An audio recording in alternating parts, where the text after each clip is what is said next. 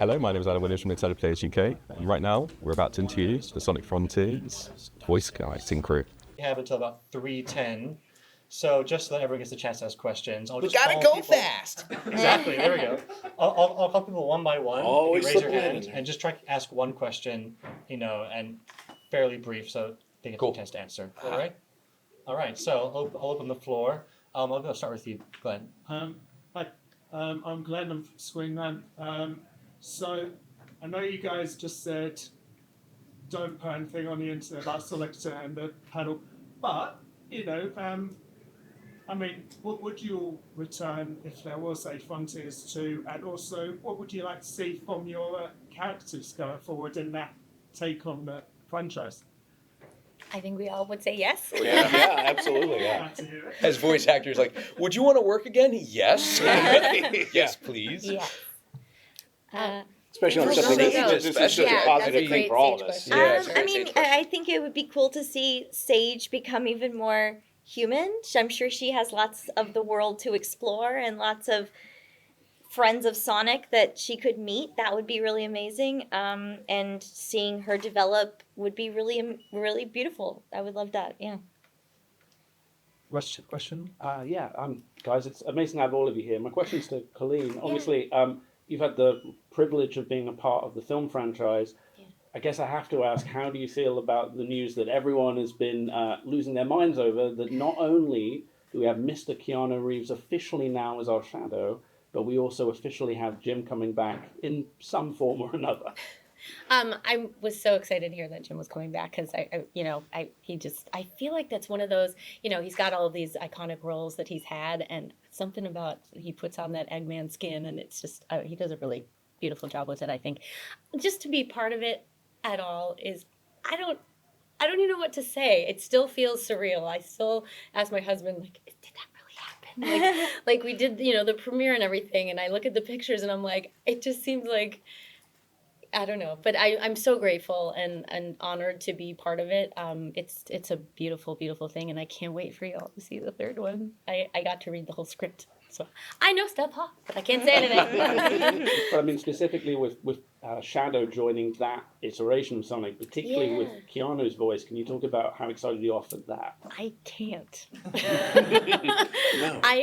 I'm so sorry. I'm not allowed to comment in any way, shape, or form on that. I was sent a very specific email. No, you're not allowed to tell people you love Keanu Reeves. I'm not. You I am destroy not the allowed. I franchise. can't even. Keanu. How do you spell that? I don't. Yeah. Sven, did you have a question? I'm so sorry. So, hi, Sven from the Sonic Stadium. Lots of Sonic fans really enjoyed your panel. I was live tweeting as you were going, and it was full of banter, and everybody loved it. I guess because you guys are here collectively as the Sonic Frontiers voice cast, figured I'll ask a question about Sonic Frontiers, right? Yeah. Kind of makes sense. So I kind of wanted to get an understanding from your point of view as to your experience kind of voicing the characters and the direction that the characters kind of went in that game, because it was kind of a departure from previous Sonic games where it was all very fun and colourful, and this game was very kind of almost depressing and a kind of other side. Yeah, off-putting. Off-putting. Yes. So that's our chosen there was a word. guy starting off a question in Sacramento. He's like, first of all, I know everybody thinks the new voices are really off-putting, but we just and everybody. Why I was did you like, decide? what? Reclaiming that word. Who said this? He Yeah. liked my shoes, though. There you go. Sorry, Sven. Yeah, Sorry. so finish off the question. I mean, Roger, there's a famous now, I guess, video of you at another con talking about. It how was you at that had con, to too. go with Yes. Sonic, right? Yeah. But I wanted to kind of get any more kind of perspective from your side on voicing Sonic for that game, and from the rest of the panel about how they kind of took on that role, and Ryan yourself as well, like playing Sage, a new character in the Sonic series for the first time as well. So how you approach that character as well. So I'm kind of keen to get your thoughts on that. From the change from Sonic, it made perfectly good sense. Once I started reading the script and realizing, like, my default is to go old school, like back to 2010, and that sort of video about me talking about Jack Fletcher, our voiceover director on the project, about giving me the new direction kind of a thing, was taken very much out of context, and they made it seem like it was critical of that whole thing, but it really was just more like, oh, okay, so this is a more serious or depressing, sort of Sonic. But it was just there were more stakes. The stakes were much higher, And as I thought about it, I thought, if you're gonna go with this, as your voice, it's a little too maybe broad and snarky and comical, and so it made perfectly good sense that they would have kind of shifted it. And kudos to Sega for even taking that risk, I think, because it was such a departure from what they had been doing since 2010. This was the biggest departure we've had from like a performance perspective, and I thought it worked so well. So it was not off-putting. Contrary to the rumor. No, yeah, not at all. Eli, do you have a question? Yes, I'm Eli with Nugget Productions. I have a question for Roger. How do you find the change from going from like such a comical, witty character with Sonic to voicing someone like Dark and Bruce like Carl Craig from Dying Light? Oh gosh, it's the best part of what we do. It's what we live for. I think very often is just it's one of the greatest things about my job is that I get to have those departures, and there's something very surreal about writing like gotta go fast, and then somebody else coming up and me saying, okay, now how do I sign something for Kyle Crane without using the F word? that sort of juxtaposition between all the different characters. It's the exciting part about what we get to do, as opposed to I think on camera actors where you're sort of married to your aesthetic very often, and that's what kind of dictates what role you might be taking on. We have just a theater of the mind. It's just the best thing to be able to like depart and do all these different characters. So I live for it. Great. Connor, do you have a question? Yeah.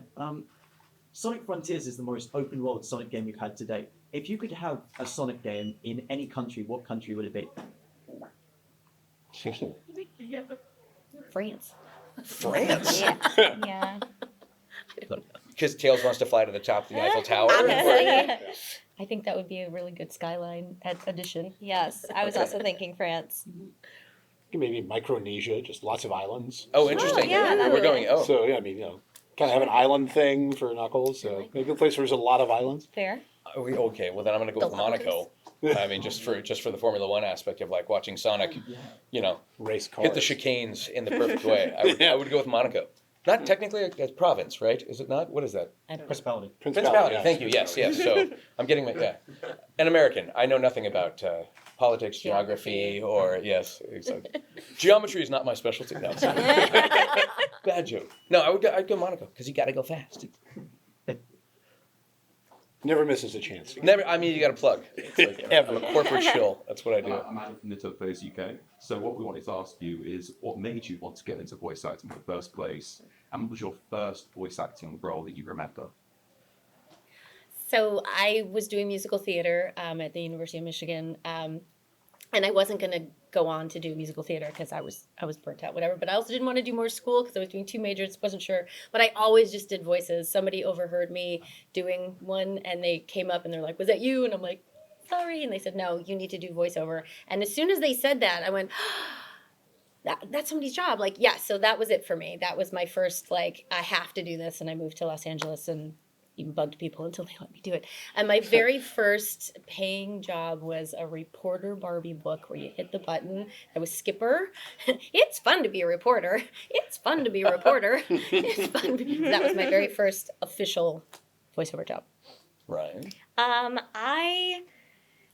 Okay, so what got me into why I wanted to do voiceover is I love the freedom. I like that you can be, I can be little boys and women and old grandmothers. It's like the range is just, you can be anything. You can be creatures, sea turtles, unicorns, and I like the fantasy element, getting to play in different worlds or different planets. Like it's just limitless. There's and I always really loved cartoons as a kid. Who didn't? But and then my first, I guess, role, like voiceover job that I remember, I have been doing voiceover since I was a kid. So I started on Radio Disney. They use real kids. I don't know if you guys have Radio Disney out here, actually, but we have in America. We have a radio station for when I was little. It was like Jonas Brothers and Cheetah Girls and stuff like that for kids, and they use real children to do their promos and their on air all of the different stations throughout the country. And we had a big office in Dallas, which is where I'm from. So I was doing Radio Disney, we're all ears. They have all these little tags and stuff that they use real kids for. And that's how I kind of started. And then it was just this long slog until I was able to get into animation. And that's always been the dream, is to do cartoons for me, which is cool because Sonic is a very cartoony franchise. Like in terms of video games, it's a pretty cartoony one, but not necessarily Frontiers or Sage. but yeah, that's kind of how it started for me. Very similar. I also was a child working for Radio Disney, and Were you really? no. I'm like, You're gonna have to clarify. I hanging was on not. your every word. I was not, no. But I'd say a lot of the same answer, honestly, just the freedom and always, grew up as a musician and an actor and always had a good ear for accents and dialects and characters. So it was a thing of like, the realization one day, this is a thing. I could do this. And one of the things I think if you talk to probably most voice actors, that you'll find a lot of us have a music background because it's a sonic art, no pun intended.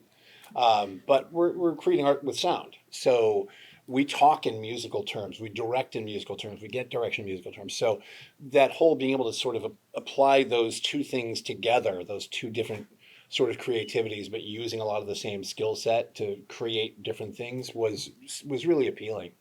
And figured out, there's a thing. And so I just busted my butt for a lot of years and worked really hard and here we are. You were singing too.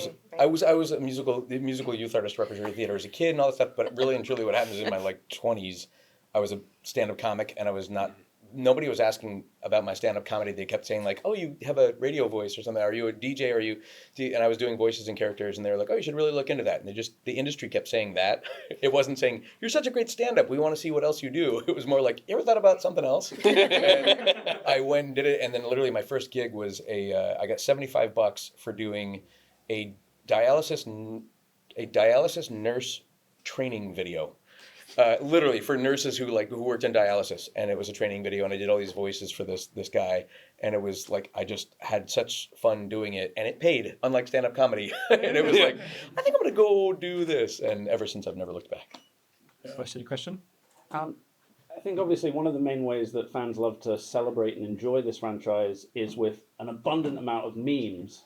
I personally don't watch anything unless it's been approved by Knuckles. I'm curious if each of you have your favorite meme or kind of in-joke from Sonic that you particularly enjoy seeing out there in the wild. I can't get enough of the Keanu Reeves memes that are going on. Anything you want to say on that? Or I love icing you in this moment right now. Can't say anything. No, I actually have been purposely not looking for the memes because some of the memes I've seen involving Sonic are not safe for memes. work. They're mean memes. Yes. Yeah. No, I avoid memes as best I can. I think some of my experience with them is when fans come up and want you to reenact a meme, that's probably, they have to show it to me sometimes. I have no idea what it is. So they'll say, the meme where Knuckles does, I'm like, yeah. Okay, they show it to me. Okay, and sometimes it's never. Yeah, we're not going to do that one. Never let them show you. Other times it's like, okay, you know what, that was fair enough. Thing? We can do that. Yeah, so. And I look at it and I go, I've had some pretty innocent ones, fortunately. So I'm not writing that. You're right. There's one I like. Could go to jail. There's one I like that's like. It's the meme where like a parent is playing in the pool with their kid and then another kid's like and it's like Eggman like playing with Sage, but then the other kid that's being ignored and is like Durrani is like either Cubot or Orbot or like one of the other Eggman creations. So I like the ones that are like favorite child Sage memes would be the genre. Nice. I will say Sanic. Sanic is one of the best things that's ever happened. And the fact that they literally licensed their own version of Sanic and had I own like 3 of the shirts. So I was like, that's cool. That's neat that they finally went there. So I'll go with Sanic. That's a safe meme. Feels like.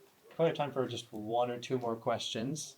I had a random question, but it's kind of directed towards Roger and Colleen, mostly because it's a question about like the role voice actors have between them and the kind of the designers and the developers of the games that they're working with. And Roger, you've been pretty much the longest running voice of Sonic since I think the Alton Towers. I hope that's wood. I don't think it is. I don't think it's some sort of composite material. Yeah, it's quite follow.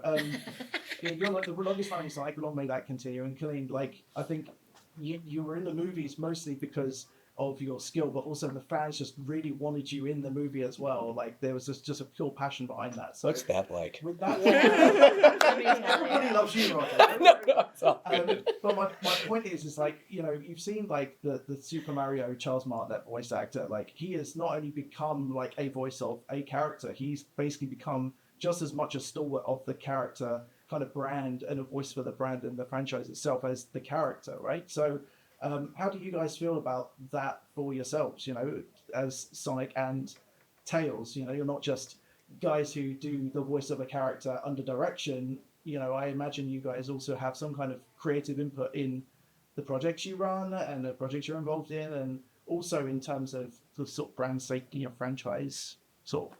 Well, I don't run anything. I know, yeah, exactly. They Yeah. call, I Yeah, show we up. have very little.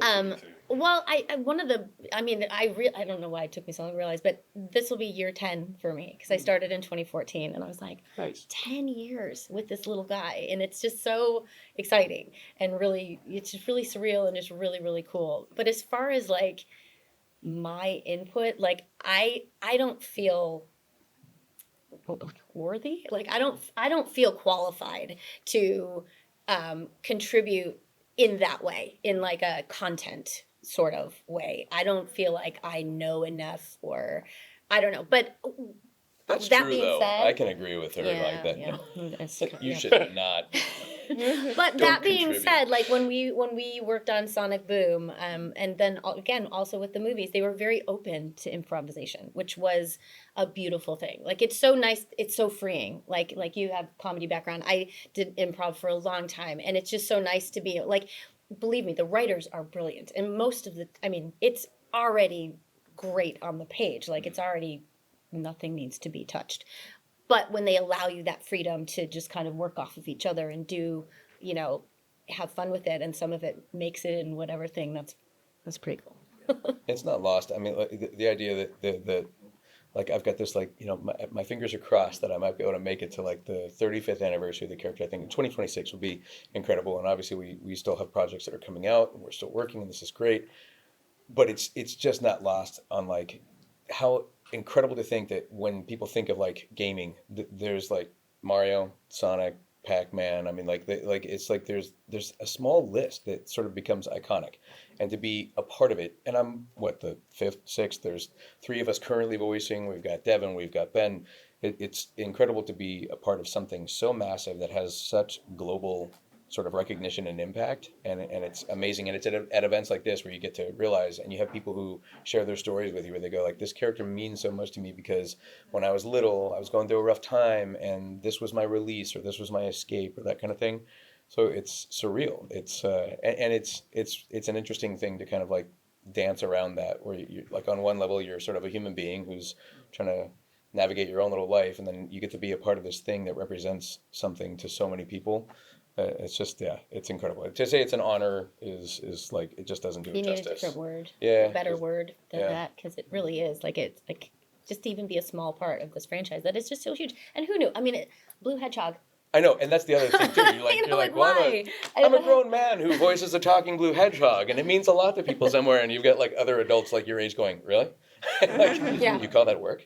It's like, no, it actually means something to people. It's like, people line up to meet you. Like, why? Like, because of this thing that we get to be a part of. And it's unreal. On that note, I think you guys have to wrap it up. Oh. Unfortunately. Gotta go Thank you fast. so much for everything. Thank you, everybody. Thanks so much, guys. Thank you. Thank you. Thank you.